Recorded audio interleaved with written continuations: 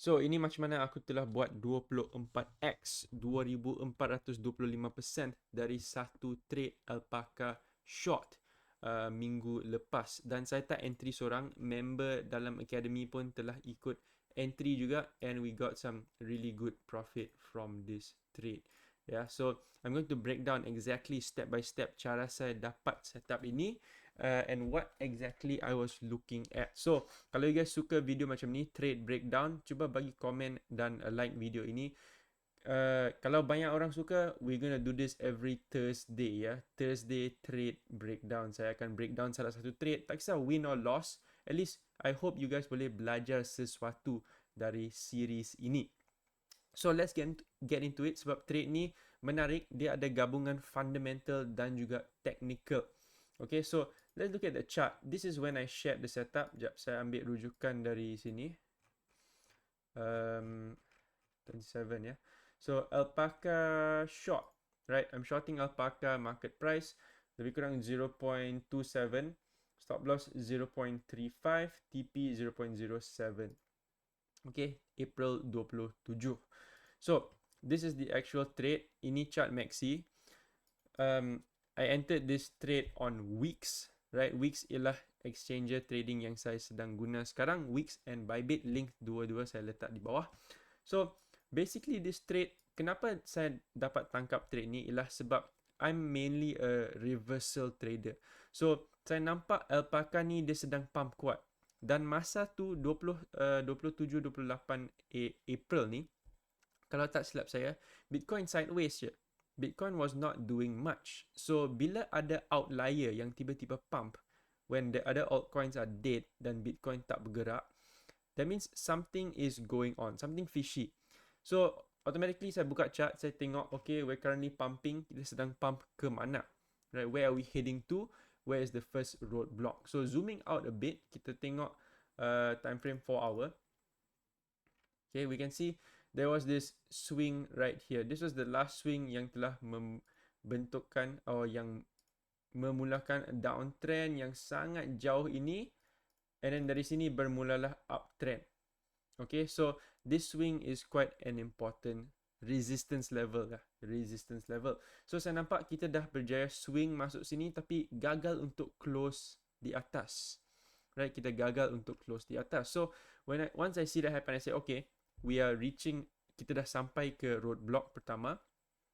Could this pump sustain dan adakah dia akan break through resistance ni, or is it time for a reversal?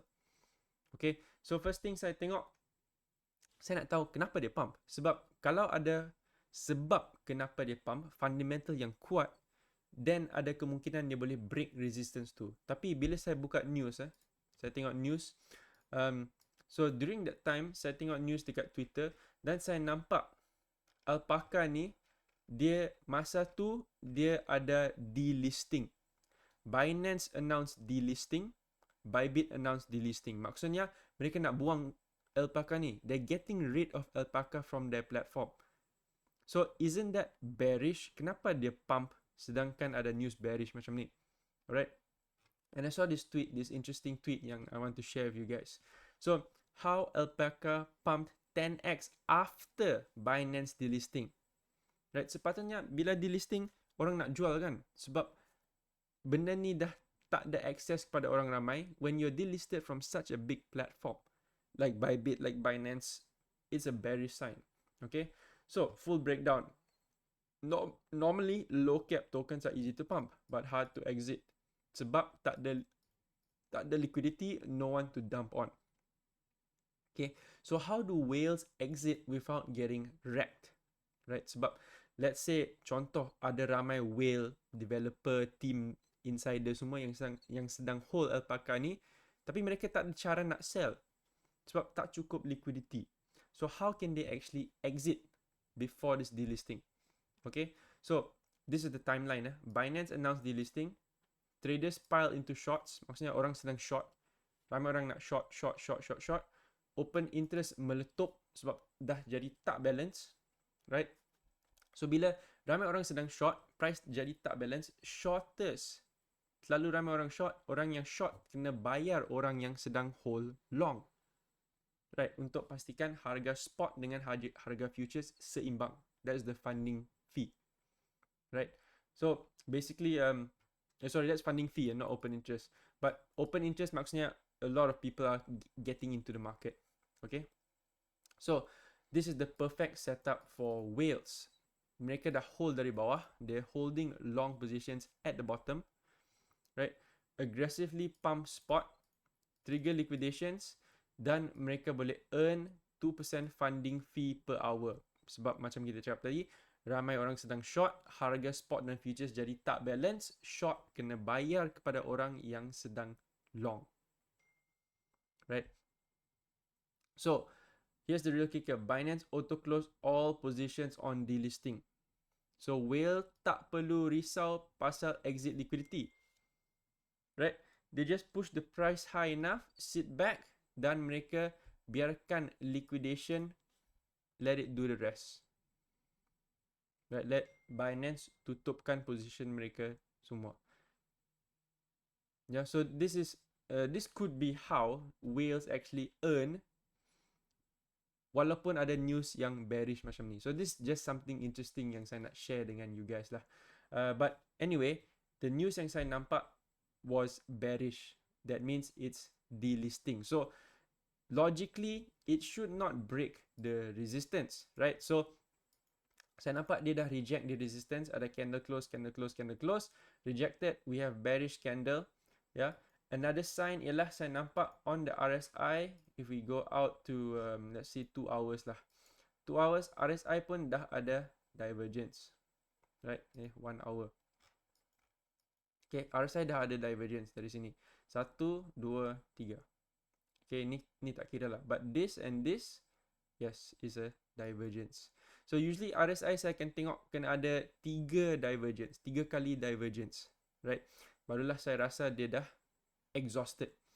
Okay, so that was another technical indicator. Yang pertama, kita bertemu dengan resistance.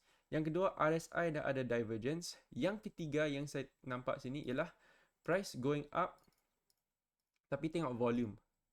Volume tak support. Volume turun. So this is a volume divergence. Right? So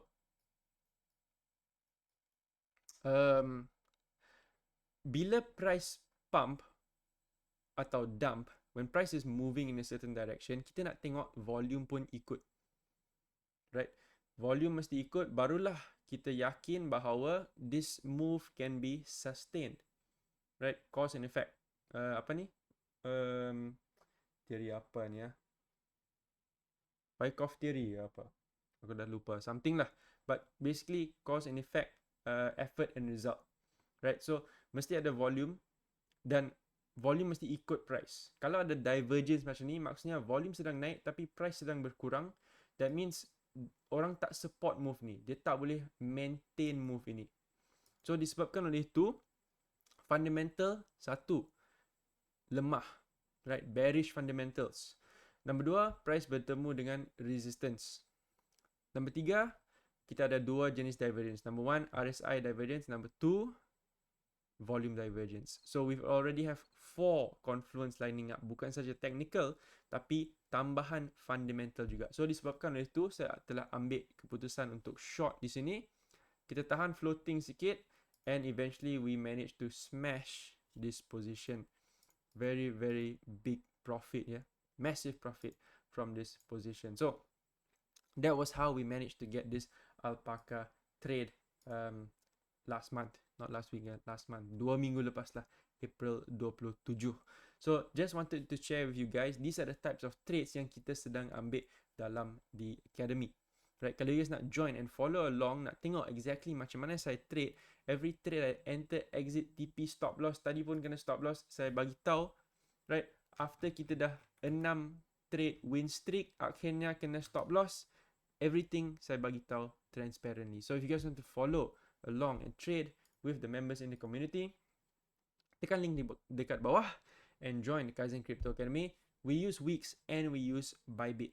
Right, those are the 2 main exchange yang saya guna. Dua-dua link saya akan letak di bawah. Dan Bybit sedang mengadakan 1v1 trading arena. So basically, untuk you guys yang trader hebat, you guys boleh battle dengan trader lain and win prizes from this 1v1 trading arena. So, how to participate? Deposit 100 USDT and complete your first match. Choose your battle mode. You boleh battle selama 1 jam, 2 jam atau 4 jam and win by having the higher P&L. So, tak kisah pasal modal sebab dia akan match anda dengan modal yang sama. So, dia akan kira P&L sahaja. So, untuk you guys yang ganas scalping, ganas intraday, you guys boleh join the Bybit 1v1 trading arena. Okay, so itu saja untuk video kali ini. If you guys like these trade breakdowns, komen di bawah kalau you guys suka and smash the like button. Saya akan upload the next trade breakdown next week on Thursday. See you guys in the next video.